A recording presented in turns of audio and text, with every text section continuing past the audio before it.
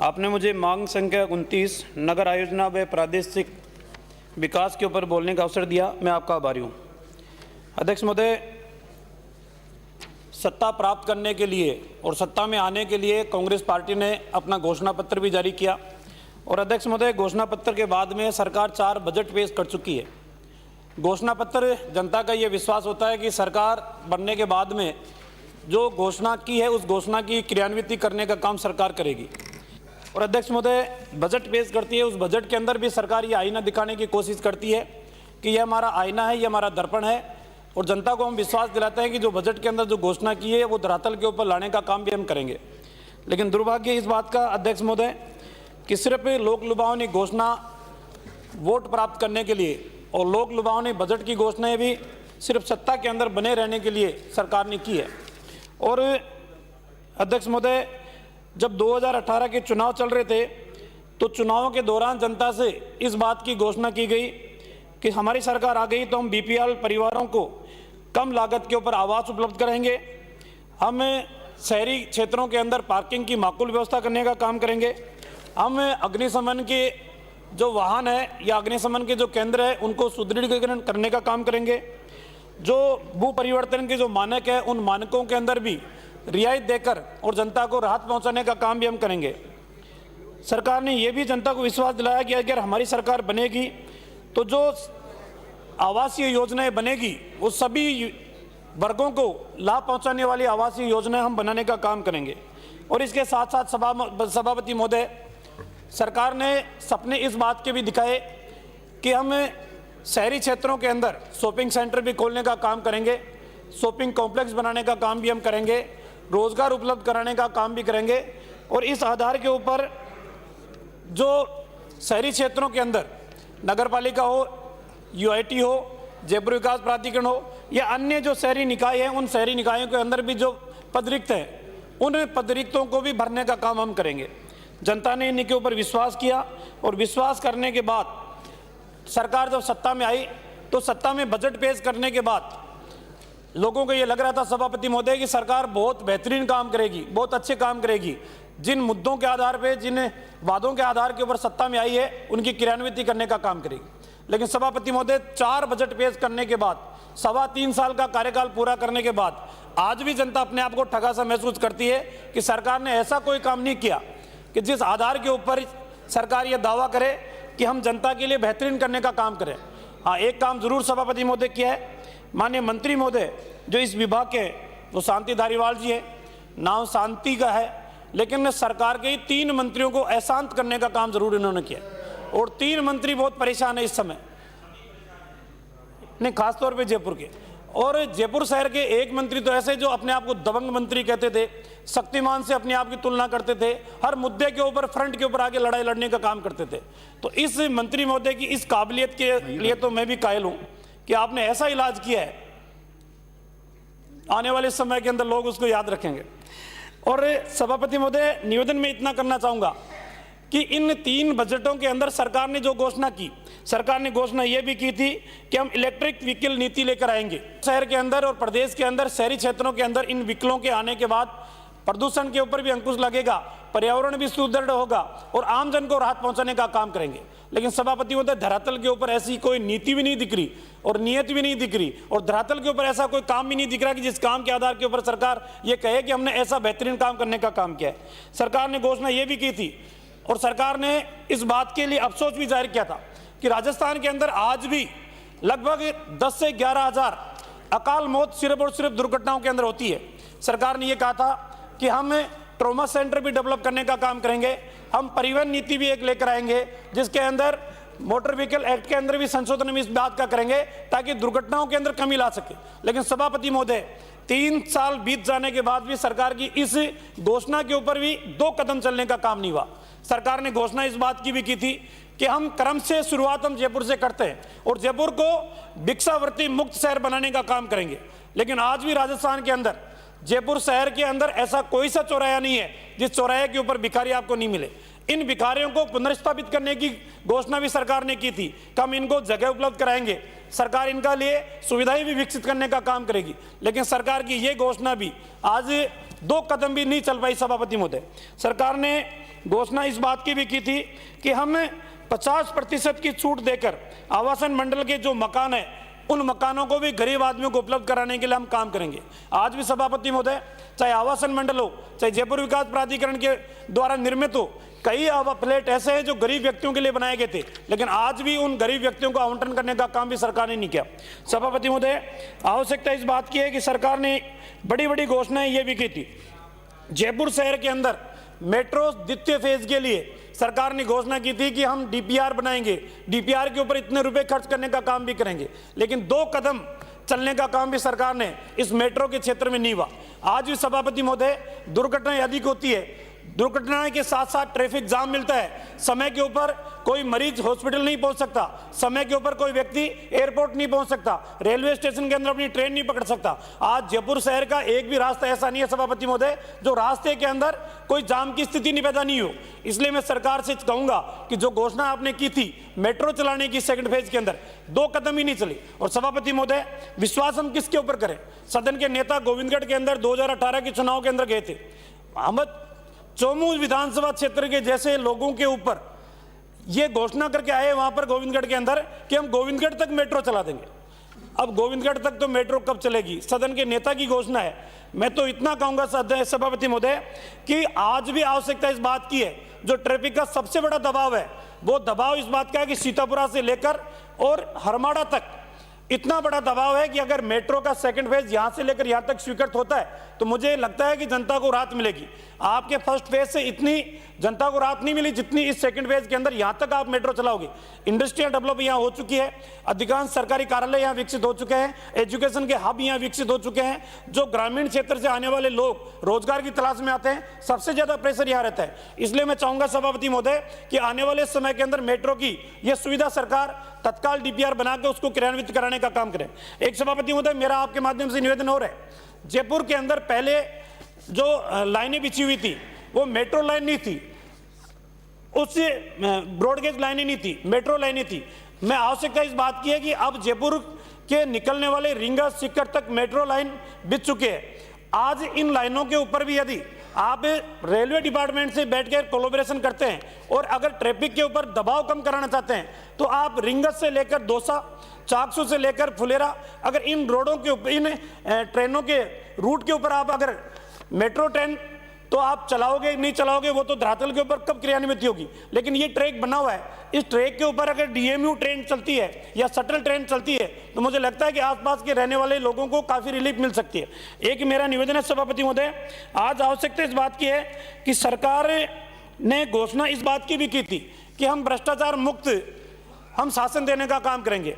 एक भी विभाग ऐसा नहीं रहेगा जिस विभाग के अंदर भ्रष्टाचार हो। लेकिन सभापति महोदय, बड़े दुख के साथ कहना पड़ रहा है, जो भी अधिकारी कर्मचारी पकड़ा जाता है एसीबी के द्वारा ट्रैप होता है, चाहे वो कोटा के अंदर हो, चाहे वो अलवर के अंदर हो, चाहे वो जयपुर के अंदर हो, हर अधिकारी कर्मचारी ये कहता है कि हमें पैसा ऊपर तक देना पड़ता है। अब क्या मंत्री महोदय उत्तर जवाब दे उस समय देंगे कि ये ऊपर तक कहां तक जाता है? इस छत के ऊपर तक जाता है या छत से ऊपर आसमान तक जाता है? तो ये ऊपर तक का क्या, जितने भी एसीबी के द्वारा ट्रैप किए गए अधिकारी कर्मचारी है उन्होंने सबने कहा कि हमारे को तो मजबूरी में लेना पड़ता है, ऊपर तक देने पड़ते हैं। तो आप ये भी बता दो ऊपर तक कहां तक देने पड़ते हैं। एक सभापति महोदय, आपके माध्यम से मैं निवेदन करूंगा, नगर पालिका प्रदेश की ऐसी है जिनके अंदर भ्रष्टाचार के अखंड में डूबी हुई नगर पालिका है, उसके उदाहरण भी मैं बाद में दूंगा, लेकिन राजनीतिक रूप से भेदभावपूर्ण तरीके से सरकार काम कर रही है। और भेदभावपूर्ण तरीके के 2 उदाहरण मैं आपके सामने देना चाहूंगा। अलवर के अंदर आपका सभापति कांग्रेस का था, एसीबी ने उसको ट्रैप किया, वो पदमुक्त होकर चला गया। जो वहां का उपसभापति था वो हमारे भारतीय जनता पार्टी का बना हुआ था, आप उसको चार्ज देना नहीं चाहते थे, आपने उसको नियमों में किसी न किसी षड्यंत्र के तहत बर्खास्त कर दिया, उसको निलंबित करने का काम किया। वो कोर्ट के अंदर चला गया, कोर्ट ने उसको यथास्थिति के आदेश दे दिए, उसने ज्वाइन तो कर लिया उपसभापति के नाते, लेकिन आज भी 2 महीने बीत जाने के बाद भी राजनीतिक द्वेषतापूर्ण तरीके से अभी तक भी उसको सभापति का चार्ज नहीं दिया गया। तो मंत्री महोदय, मेरा आपसे निवेदन है कि इस तरीके से राजनीतिक रूप से बाइस्ड होकर काम आप नहीं करें। आप शांति के प्रतीक है, सौहार्द के प्रतीक है, इसलिए उदार मन रखकर आप इस प्रकार के जो निर्णय कर रहे हैं अधिकारी कर्मचारी, उनके खिलाफ कार्रवाई भी करें और इनको चार्ज दिलाने का काम भी करें। एक सभापति महोदय, सरकार ने घोषणा इस बात की थी कि हम अमुक ग्राम पंचायतों को नगरपालिका बनाने का काम करेंगे। अब जहां इनके अनुकूल नगरपालिका बनी है, जो ग्राम पंचायतें थी, उन सबके सरपंचों को आपने नगरपालिका अध्यक्ष के नाते आपने घोषणा कर दी कि अमुक व्यक्ति अमुक नगरपालिका का अध्यक्ष होगा। पावटा जयपुर जिले के अंदर है, पावटा ग्राम पंचायत की घोषणा आपने की नगरपालिका बनाने की, लेकिन पावटा के सरपंच को आज दिन तक आपने इस बात का चार्ज नहीं दिया कि वो नगरपालिका के कार्यकारी अध्यक्ष के नाते काम कर सके। इसलिए मेरा आपसे निवेदन है कि इस तरीके की नीति राजनीतिक द्वेषता के आधार के ऊपर आप चला रहे हो, वो उचित नहीं है। आप नियमों के तहत और नीति के तहत काम करें, वो ज्यादा ठीक रहेगा। एक सभापति महोदय, जिनकी चर्चा मैंने आपसे की है कि भ्रष्टाचार के आखंड में डूबी हुई नगरपालिका, उसके उदाहरण भी मैं आपको देना चाहता हूं। पिछला विधानसभा का सत्र था सभापति महोदय, मेरे यहाँ नगरपालिका की ईओ एक कार्यरत थी। 27 करोड़ रुपए के टेंडर लगाने थे। 27 करोड़ रुपए के टेंडर जिन जिन ठेकेदारों ने लगाने थे, वो ईओ नगरपालिका की कहती है कि तुम बेवकूफ हो क्या, कोई 15% बीएसआर रेट से नीचे डालेगा, कोई 20% डालेगा, कोई 25% डालेगा, कोई 30% डालेगा। आप एक काम करो, आप अपना पुल बना लो, मैं बीएसआर रेट के ऊपर टेंडर स्वीकृत कर देती हूं, मुझे 10% देना। सभापति महोदय, ईमानदारी से करो, मैं सत्यवाचन नहीं करा। जब 55 लोगों की डीडी निर्धारित तिथि से एक दिन पहले ही नगरपालिका के ईओ के द्वारा ले ली गई, जिस दिन डीडी का अंतिम तिथि थी, उस दिन नगरपालिका का ना जयन, ना एसओ, ना ईओ, कोई कर्मचारी उपस्थित नहीं है। जब मैंने इसकी शिकायत तत्कालीन डीएलबी डायरेक्टर से की, तो डीएलबी डायरेक्टर ने कहा कि मैं तथ्यात्मक रिपोर्ट मंगाता हूं। जब रिपोर्ट दूसरे दिन आई तो कहा कि एमएलए साहब आप गलत कह रहे हो, हमारे रिकॉर्ड के अंदर तो 55 बिल्कुल किसी के साथ कोई भेदभाव नहीं हुआ, ये 55 डीडीओ का रिकॉर्ड हमारे पास है। मैंने उनसे कहा डायरेक्टर साहब आप एक काम कर लो, हमारी नगरपालिका चौमों के अंदर सीसीटीवी कैमरे लगे हुए हैं, आप इस जयनगीर ईओ की आप लोकेशन निकलवा लो कि उस दिन ये थे कहाँ, जिस दिन में डीडी लेने की अंतिम तिथि थी। ये मौके पे थे ही नहीं, मौके पे कोई कर्मचारी मौजूद नहीं, डीडी लेने के लिए मौजूद नहीं, 55 डीडियाँ एक दिन पहले ले ली गई। जब ये बात मैंने कही लोकेशन और सीसीटीवी फुटेज मंगाने के लिए, तो उससे पहले डायरेक्टर साहब ने सारे के सारे टेंडर निरस्त किए, टेंडर को दोबारा लगाने के निर्देश जारी किए। तो सभापति महोदय, मेरा निवेदन ये है कि भ्रष्टाचार के आकंड में जो ऐसे लोग डूबे हुए, जो सरकार के पैसे का, जनता की कठिन परिश्रम और मेहनत की कमाई का दुरुपयोग करे, उनके खिलाफ कार्रवाई भी करनी चाहिए। और सभापति, फिर एक साल के अंदर 8 ईओ चेंज कर दे। सरकार के नुमाइंदे हैं, आपकी सरकार है, आपकी ईओ, हमारे कहने से तो कोई ईओ लगा नहीं रहे, 8 ईओ आप चेंज कर रहे हो, यानी कि किसी की योग्यता के ऊपर कोई विश्वास ही नहीं है। तो मेरा आपसे निवेदन है कि इस तरीके से भ्रष्टाचार के ऊपर अंकुश लगाएं और जो ईमानदारी से काम कर सके उनको आप फील्ड पोस्टिंग दें। जिनके पास आपकी एसीआर है पहले से मौजूद कि इनके ऊपर करप्शन के चार्जेस है, कृपा करके उनको फील्ड पोस्टिंग नहीं देने का काम करें। एक सभापति महोदय, आपके माध्यम से मैं निवेदन करूंगा, आज राजस्थान के अंदर जयपुर विकास प्राधिकरण एक ऐसी संस्था है जिस संस्था के अंदर शहर का जिम्मा है, ग्रामीण क्षेत्र के अंदर भी विकसित करने का जिम्मा है। जयपुर विकास प्राधिकरण ने हमारे ग्रामीण क्षेत्र की जितनी भी ग्राम पंचायत, जो गोचर जमीनें थी, सवैचक जमीनें थी, सारी की सारी जमीनें जयपुर विकास प्राधिकरण के अधीन आ गई। सभापति महोदय, अब आबादी का विस्तार है, ग्राम पंचायतों के अंदर फैसिलिटी का विस्तार है। एक नीतिगत निर्णय ये करो कि जिन ग्राम पंचायतों की जमीन जयपुर विकास प्राधिकरण के अंदर आई है, हम इतनी जमीन आरक्षित करते हैं, चाहे वो आबादी विस्तार के लिए ग्राम पंचायत काम में ले, और चाहे भौतिक रूप से जो सुविधाएं विस्तार हमें करनी है, चाहे सब सेंटर वहां खोलना है, कि हॉस्पिटल वहां खोलना है, कि स्कूल वहां खोलनी है, कि जीएसएस वहां बनाना है। आने वाले समय के अंदर अगर जमीन सरकारी नहीं रहेगी और जिस तरीके से जमीनों को कुर्द-बुर्द किया गया है, अगर जमीन ही नहीं बचेगी तो आने वाले समय के अंदर आबादी विस्तार कैसे होगा और आने वाले समय के अंदर जो भौतिक सुविधाएं हैं वो कैसे विकसित होगी। तो मेरा सरकार से निवेदन है कि इससे और भी आप ज्यादा से ज्यादा ध्यान देने का काम करें। एक सभापति महोदय, जयपुर विकास प्राधिकरण ने अब से पहले कई योजनाएं ऐसी विकसित की है, जो योजनाएं धरातल के ऊपर तो जेडीए ने विकसित कर दी, लेकिन 10% भी प्लॉट उनके नहीं बिके। मेरे विधानसभा क्षेत्र के अंदर भी, चाहे आनंद लोक को ले लो, चाहे स्वप्न लोक को ले लो, शिवदासपुरा के अंदर भी कई कॉलोनी आज जेडीए की ऐसी है जहां इन्होंने रोडें बना दी, जहां इन्होंने बिजली के पोल खड़े कर दिए, ट्रांसफार्मर लगा दिया, पानी की टंकियां बना दी, सारी सुविधाएं विकसित करने के उपरांत भी वो एक भी प्लॉट वहां बिकने का काम नहीं हुआ। मेरा आपसे निवेदन है, जो भी सरकार नीति लेकर आए, उस नीति के तहत इन कॉलोनियों को आप विकसित करने का काम करें, सुविधाएं देने का काम करें, चाहे रियायती दरों के ऊपर आवंटन करने का काम करें, ताकि आने वाले समय के अंदर ये अगर विकसित होगी तो यहाँ अपराध का जो केंद्र बन चुकी है, आनंद लोक और स्वप्न लोक की स्थिति है, कभी वहां कोई मृत शरीर पाया जाता है, कभी बॉडी पाई जाती है, कई भी आपस के अंदर झगड़े होते हैं, आपराधिक गतिविधियों का केंद्र बन चुका है, जुए खेलते वहां लोग मिलते हैं, दारू पीते हुए लोग वहां मिलते हैं, वहां से गुजरने वाले लोगों के साथ मारपीट करने वाला एक संगठित गिरोह विकसित हो चुका है। तो ये कानून व्यवस्था की दृष्टि से भी सभापति महोदय उचित नहीं है, इसके ऊपर भी सरकार गंभीरता से विचार करे। और एक निवेदन मेरा सभापति महोदय और है, नीतिगत निर्णय यह हुआ है कि जल ही जीवन है, जल को बचाने के लिए प्रत्येक व्यक्ति कोई भी मकान बनाता है, कोई भी कॉमर्शियल एक्टिविटीज करता है, तो उसको जल संरक्षण के लिए, वाटर रिचार्ज करने के लिए नीतिगत निर्णय सरकार की बनी हुई है, लेकिन उसके बावजूद भी उसकी पालना कोई नहीं करता। मेरा सरकार से निवेदन है, इसको आप कठोरता से लागू करें, ताकि आने वाले समय के अंदर जल से संबंधित जो समस्या है उस समस्याओं के लिए भी निदान हो सके। एक मेरा आपसे निवेदन है सभापति महोदय कि वर्तमान परिस्थितियों के अंदर जिस तरीके की गतिविधियां जो चल रही है, सरकार ने घोषणा इस बात की भी की थी कि हम गरीब व्यक्ति को, आज घुमंतु जातियों को भी आवास उपलब्ध कराने का काम करेंगे, हम एक निर्धारित प्लॉट उनको देने का काम करेंगे। मैं सरकार से पूछना चाहता हूं कि अब तक आपने कितनी घुमंतु जाति, चाहे वो लुहार हो, चाहे वो बंजारा हो, चाहे वो अन्य हो, इन परिवारों को आपने जगह उपलब्ध कराने की बात की थी। मुझे नहीं लगता है कि राजस्थान के अंदर एक भी प्लॉट आपने उपलब्ध कराने का काम किया होगा। मेरा सरकार से निवेदन है कि शहरी क्षेत्रों चाहे ग्रामीण क्षेत्रों, इन क्षेत्रों में जो प्रस्ताव आपके पास आए हुए हैं, चाहे वो जयपुर विकास प्राधिकरण के पास हो, चाहे आवासन मंडल के पास हो, चाहे नगरपालिकाओं के पास हो, चाहे यूआईटी के पास हो, मेरा आपसे निवेदन है कि इन परिवारों को भी आप जगह उपलब्ध कराने का काम करें, ताकि सरकार की जो घोषणा है वो धरातल के ऊपर आ सके। सभापति महोदय, एक मेरा निवेदन आपसे और है कि आज से 100 साल पहले अगर कोई आबादी बसी हुई है, उस आबादी की कई पीढ़ियां बीत चुकी है, लेकिन उन पीढ़ियां बीत जाने के बाद में भी जब आज वर्तमान में उनका राजस्व रिकॉर्ड देखते हैं, तो वो राजस्व रिकॉर्ड किसी व्यक्ति विशेष के नाम से बोलता है, और खातेदारी व्यक्ति विशेष के नाम से बोलने की वजह से ना वो सरकारी योजनाओं का लाभ उठा सकते हैं, ना प्रधानमंत्री आवास का मकान वो ले सकते हैं, कोई भी सरकारी कनेक्शन वहाँ ले नहीं सकते, पानी का कनेक्शन वहाँ ले नहीं सकते, बिजली का कनेक्शन वहाँ ले नहीं सकते। इसलिए मेरा आपसे निवेदन है कि आप नीतिगत निर्णय ये करें कि अगर 100 साल से कोई व्यक्ति काबिज है, तो या तो सरकार उसकी डीएलसी का पैसा जिसके नाम है उसके खाते में जमा कराए और उनको पट्टा देने का काम करे, ताकि एक बहुत बड़ी समस्या, बहुत बड़ी आबादी की है, वो उनको राहत मिल सके। एक सभापति महोदय, आपके माध्यम से मैं निवेदन करना चाहूँगा कि आज जयपुर विकास प्राधिकरण के अंदर भी कई जमीनें सरकार की ऐसी है जिनके ऊपर लोग अतिक्रमण कर रहे हैं, प्लॉट बेच रहे हैं, उन के ऊपर भी आप कार्रवाई करने का काम करें। लैंड बैंक सरकार ने की थी कि हम लैंड बैंक बनाएंगे, लेकिन आज भी राजस्थान के अंदर कोई लैंड बैंक नहीं बना, नगरपालिकाओं ने भी नहीं बनाया, यूआईटी में नहीं बनाया, जयपुर विकास प्राधिकरण ने नहीं बनाया। इसलिए अपना लैंड बैंक बनाकर अपनी जमीन को सुरक्षित करने का काम करें, ताकि भविष्य के अंदर कोई अतिक्रमण नहीं हो। एक सभापति महोदय, सबसे बड़ी समस्या जो आज आम आदमी उसके फेस कर रहा है, प्राइवेट सेक्टर के अंदर एग्रीकल्चर के ऊपर कॉलोनी,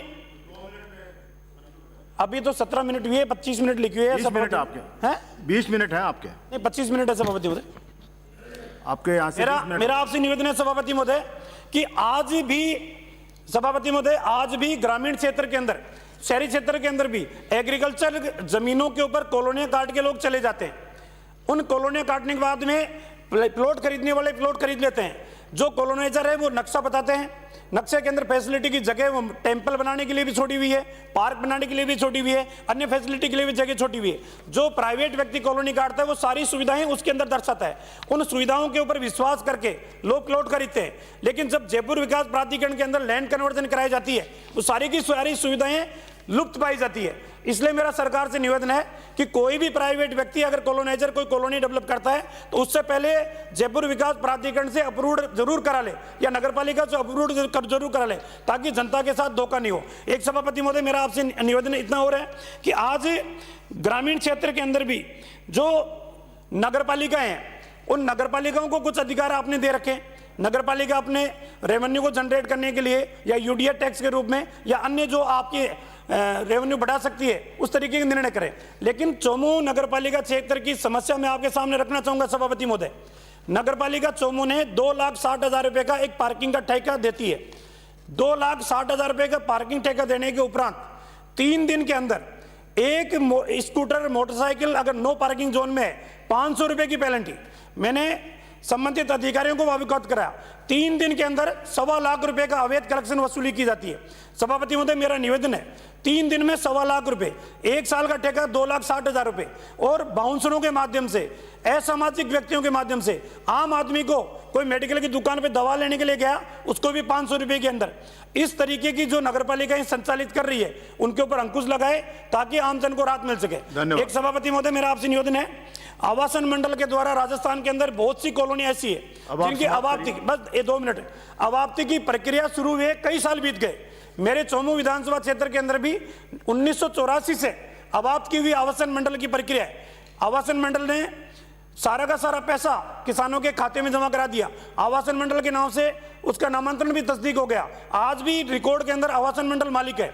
ऐसी एक ने अनेकों राजस्थान के अंदर कॉलोनियां बनी हुई है, उन कॉलोनियों के अंदर भी नीतिगत निर्णय आप बनाए कि अगर विवाद है उसको आप निपटारा करें, कहीं टाइटल का विवाद है उसका आप निपटारा करें।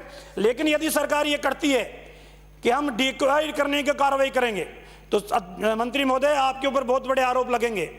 इन अवाप्त शुद्धि जमीनों को डिक्वायर करने की आवश्यकता नहीं है, इन अवाप्त शुद्धि जमीनों को आप बैठ के इनका समाधान निकालें, आवासन मंडल के अंदर इनको विकसित करने का काम करें। किसानों की मुआवजा राशि आप 15% देना चाहते हैं, 25% देना चाहते हैं, उनके साथ आप बैठ के तय करें। लेकिन अगर डीएक्वायर कर दिया तो मेरा सरकार के ऊपर सीधा सीधा आरोप है वो करोड़ों रुपए के भ्रष्टाचार के लांछन के अंदर या करोड़ों रुपए के भ्रष्टाचार के दायरे के अंदर आएगी।